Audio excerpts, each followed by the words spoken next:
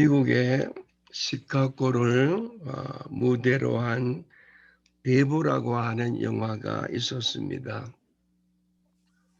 마피아 조직의 생활을 보여주는 영화였습니다. 거기에 나오는 장면 중에서 기억될 만한 장면이 있습니다. 마피아의 7 패밀리 두목들이 각자의 부하들을 대동하고 모여서 이제는 더 싸우지 말자 하고 합의를 합니다.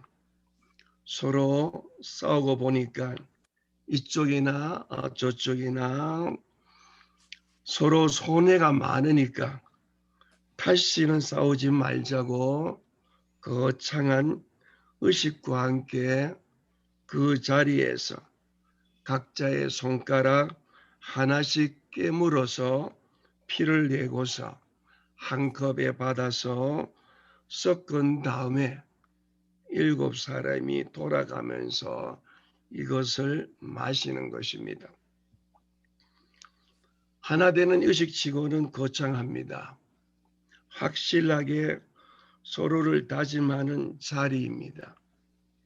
이제는 절대로 싸우지 말자. 우리는 피로 뭉친 사이다라고 다짐했습니다. 그러나 한번 하찮은 일로 해서 조금씩 서로 사이가 벌어지기 시작하더니 급기야 다시 싸우기 시작합니다. 그래서 다 죽고 7명 중 2사람만이 남게 되었습니다. 여기서 우리는 교훈을 얻습니다. 그들은 왜 하나 되지 못했습니까? 그들은 하나 되어야 한다는 것을 다 알고 있었습니다. 하나 되기로 피로 결의까지 했습니다. 그러나 결국은 하나 되지 못했습니다. 왜 그렇습니까? 불의와 거짓과 악의를 바탕으로 해서는 절대로 하나가 될 수 없다는 것입니다. 불의가 바탕에 깔린 그러한 하나됨은 그런 하나됨의 역사를 실현할 수 없는 것입니다. 불의가 바탕에 깔린 화목은 진정한 화목의 역사가 일어날 수 없다는 것입니다. 이것을 우리에게 교훈하고 있는 것입니다. 오늘 또 많은 사람들이 하나가 되고자 화목하고자 합하자고 말합니다. 그러나 하나됨을 이루지 못합니다. 그 이유는 간단합니다. 첫째는 진실하지 않기 때문입니다. 거짓이 있고는 하나됨이 이루어지지 않습니다. 정의와 진리를 떠나서는 하나됨이 있을 수 없습니다. 야합과 화합은 다른 것입니다. 내 이익을 위해서 합치는 것이 야합이요, 내 이익을 기법하고 희생하면서 하나를 이루는 것이 화합인 것입니다.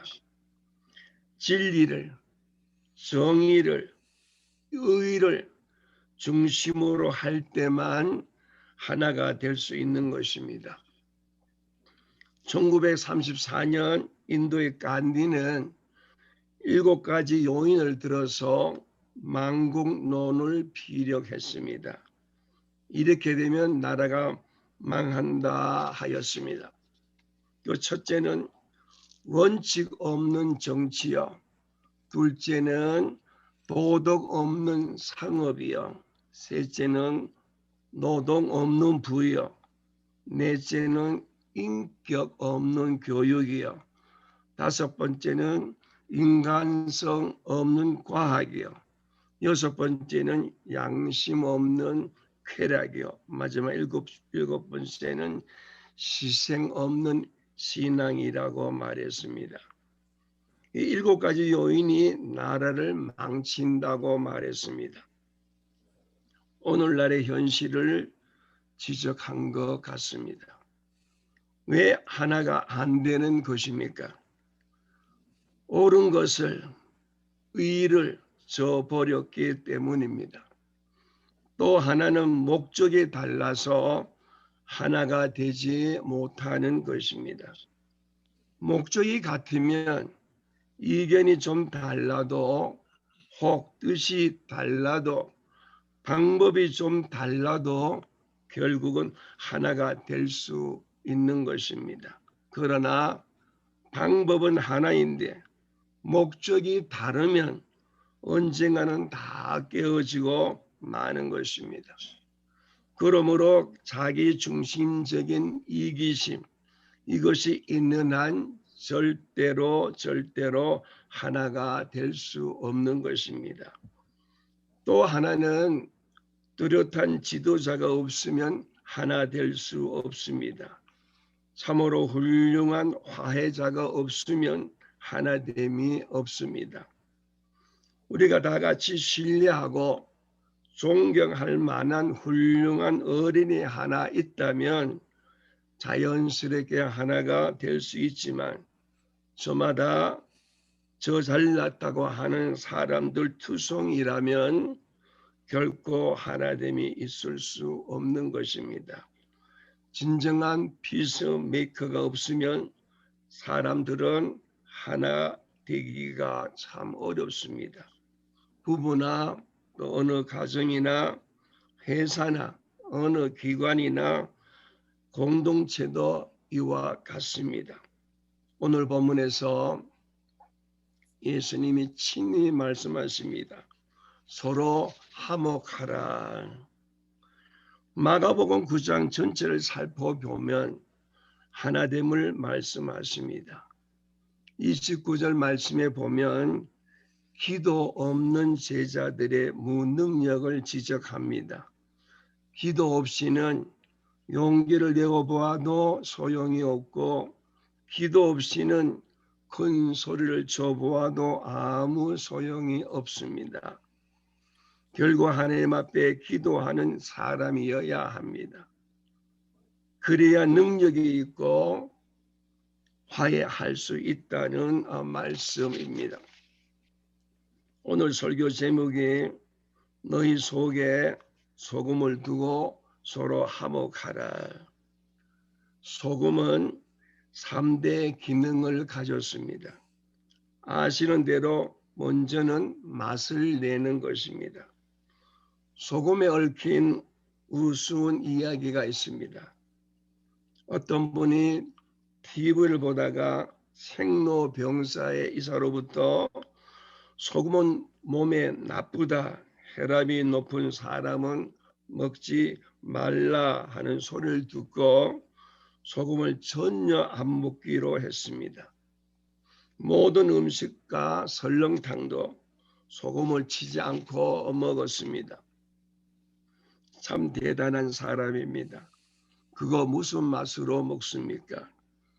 어쨌든 그렇게 하는데 한 번은 어떤 의학 교수로부터 살아있는 사람은 소금을 먹어야 한다. 소금은 몸에 좋은 것이다 하는 이야기를 들었습니다. 듣고 그는 옳다 하고 이제는 음식에 소금을 쳐서 먹었는데 그렇게 맛 있을 수가 없는 것입니다. 소금은 맛을 내는 것입니다. 레몬에다가 소금을 치고 먹으니까 먹을만 합니다. 소금 없이는 음식을 맛있게 먹을 수가 없습니다. 사람들이 음식 대접을 할 때 보면 의뢰하는 소리가 2가지가 있습니다. 많이 잡수세요 하는 것이 그 하나이요. 또 많이 먹으라니 내가 굶고 사나 할 수도 있습니다. 많이 먹으라니 빨리 죽으라는 거냐 할 수도 있습니다. 더구나 노인 보고 많이 잡수시라고 하는 것은 빨리 가시라는 것이나 다름없습니다. 그래서 조금 더 유식하게 맛있게 잡수세요 한다거나 또 조금 고상하게 즐거운 시간 되세요 하는 것이 참 좋은 인사인 것 같습니다. 소금 맛이 결국은 모든 음식의 맛을 만들어내는 것입니다. 맛을 낼 뿐만 아니라 소금은 방부제 역할도 합니다. 지금은 냉동하는 방법이 있지만은 옛날에는 방부제라면 오로지 소금뿐이었습니다. 우리가 상하게 썩지 않게 하려면 소금을 많이 쳐서 절이는 것입니다. 소금으로 절였습니다. 소금은 맛을 내고 상하지 않게 썩지 않게 할 뿐더러 또 고르게 하는 구실을 합니다. 소금을 넣으면 다 고르게 됩니다. 호모지니아스, 모두 균질화가 되는 것입니다. 이것이 바로 오늘 주시는 말씀입니다. 소금이 들어가면 뻣뻣한 것이 노글노글하게 됩니다. 역시 여기서 숨이 죽습니다. 그래서 하나가 되는 것입니다. 고르게 하는 역할을 하는 것입니다. 너희 속에 소금을 두고 서로 화목하라라고 오늘 말씀하십니다. 특별히 구약 성경에 보면 제사에 소금이 쓰이는 것을 볼 수 있습니다. 레위기 2장 13절의 말씀에 보면 내 모든 소제물에 소금을 치라. 내 하나님의 언약의 소금을 내 소제에 빼지 못할지니 내 모든 예물에 소금을 드릴지니라 라고 하나님은 말씀하십니다. 언약의 소금, 아주 신비스러운 의미가 여기에 있고 상징적인 의미가 여기에 있습니다. 언약의 소금을 치라, 중요한 의미를 담고 있습니다.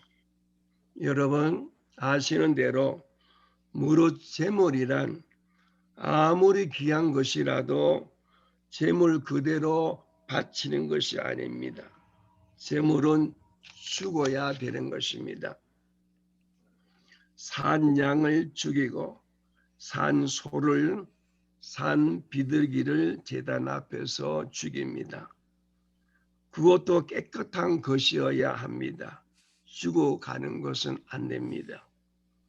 깨끗하게 펄펄 살아있는 짐승을 바로 그 자리에서 죽여 하나님 앞에 바치는 것이 제사의식입니다.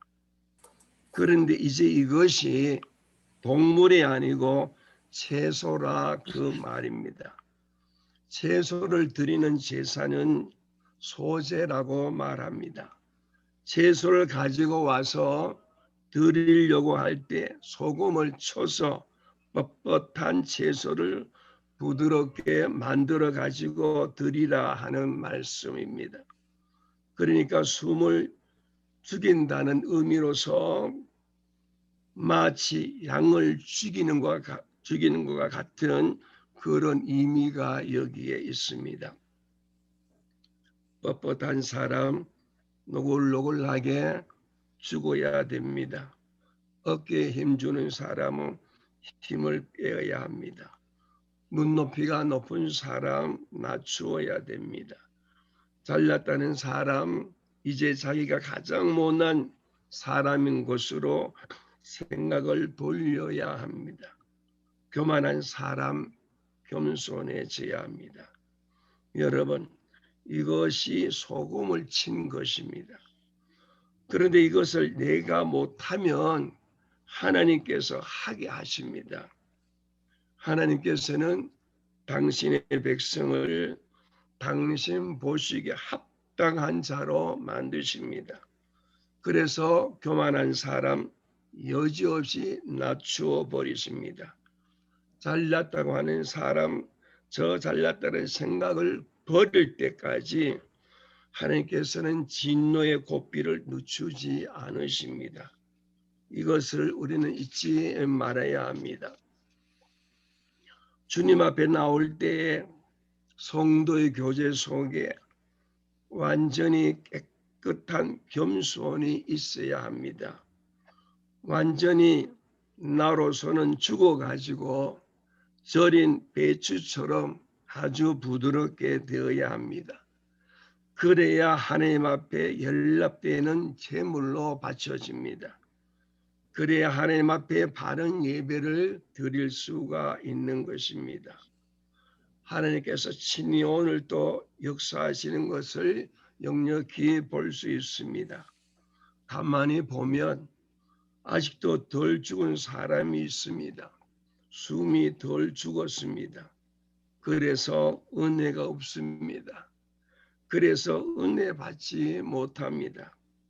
그래서 성도 간의 교제에서도 기쁨을 모르고 사랑을 모릅니다. 유대 사람들에게는 소금이 없으면 세상은 살아갈 수 없다 하는 격언이 있습니다. 그만큼 저들은 소금을 소중히 여깁니다.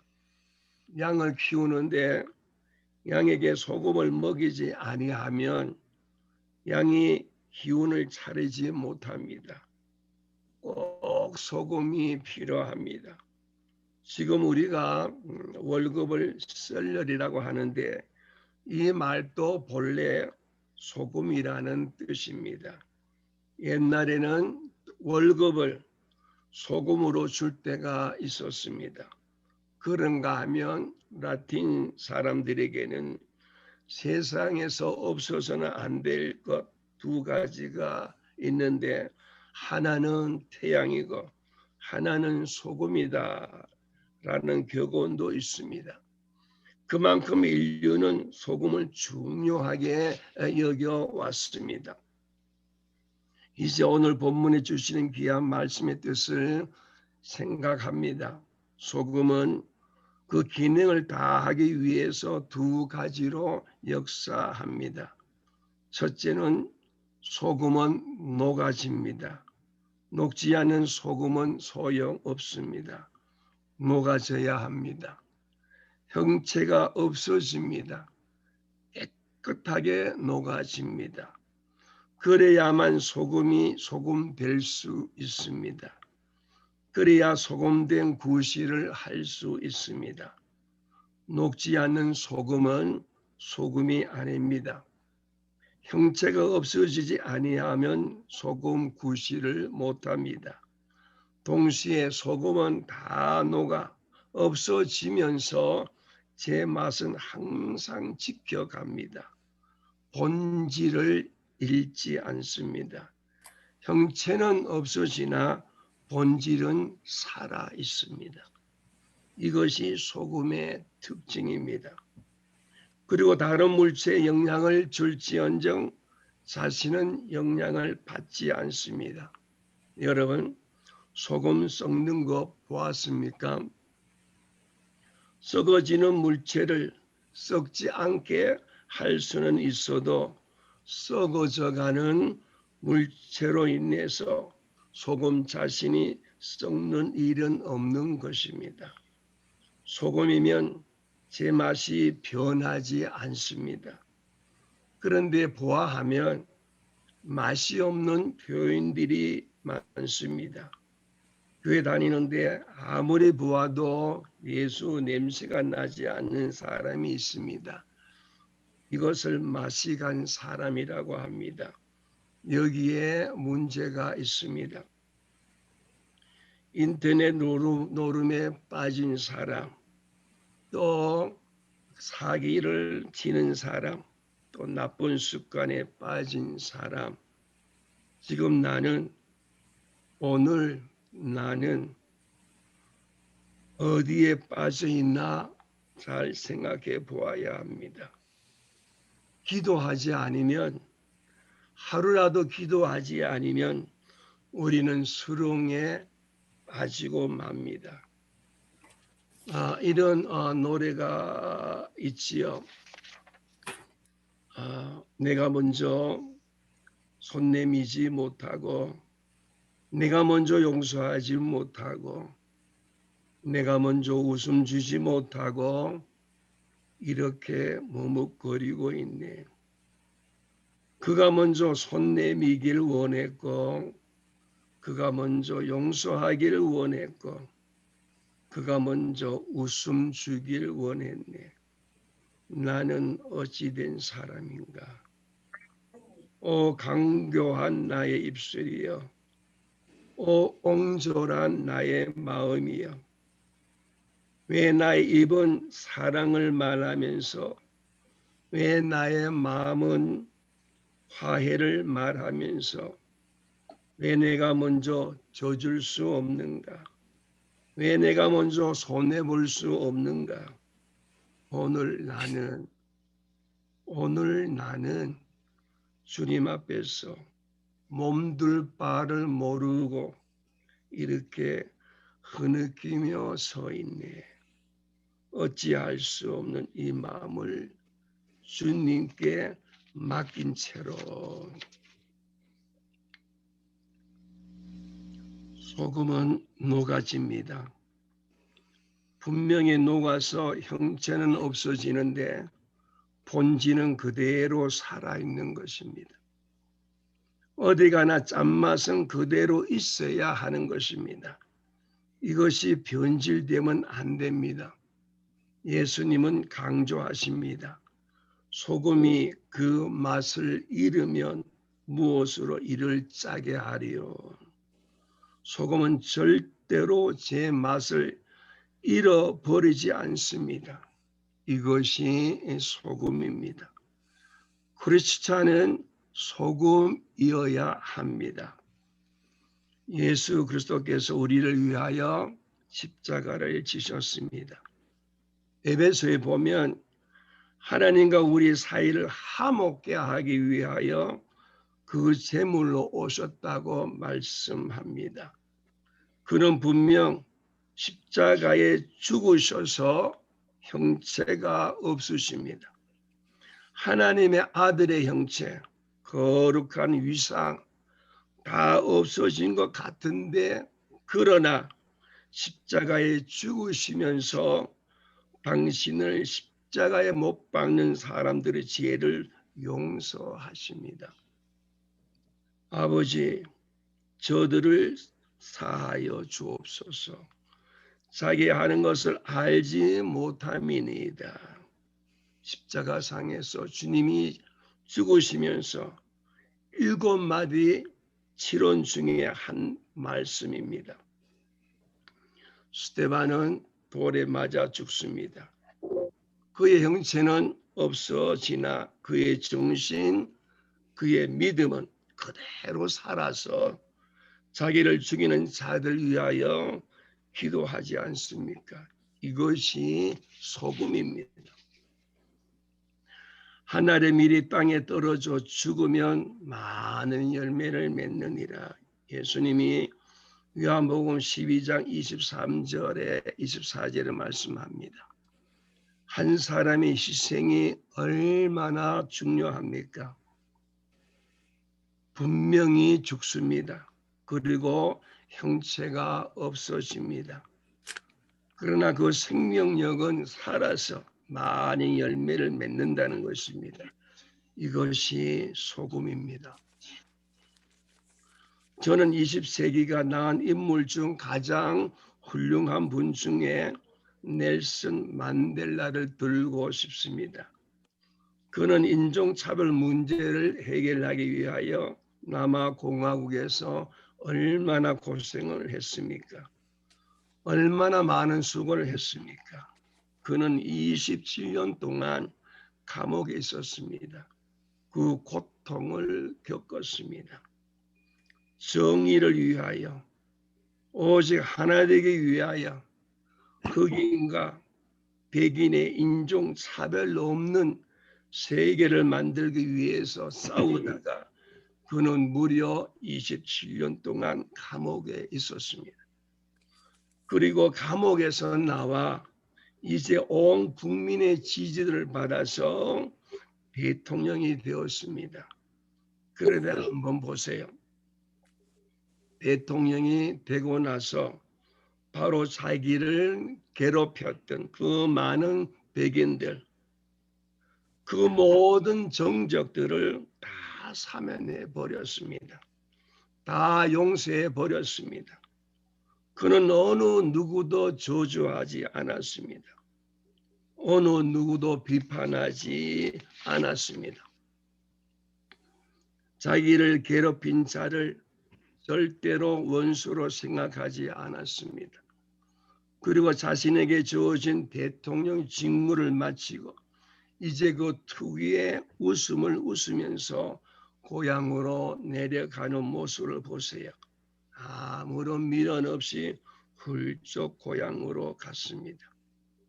만델라 그분은 욕심이 없습니다. 전혀 없습니다. 그는 정말로 나라를 사랑했고 진정으로 민족을 사랑했습니다. 의를 사랑하였을 뿐입니다. 그리고 자기 희생을 주저하지 않았습니다.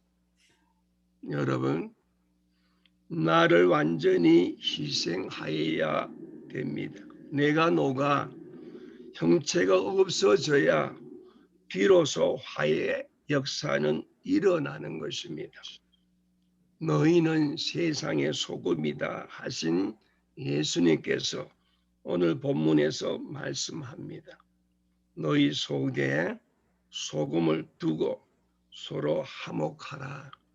신비롭게 이를 데 없는 말씀입니다. 소금같이 녹아 없어져라. 그러나 그리스도인의 본질은 그대로 지켜가라. 이 신비로운 역사 속에서 하나님은 화목하게 하시고 하나 되게 하시는 역사를 오늘도 이 시간에도 이루어 가고 계시는 것입니다. 같이 기도하겠습니다.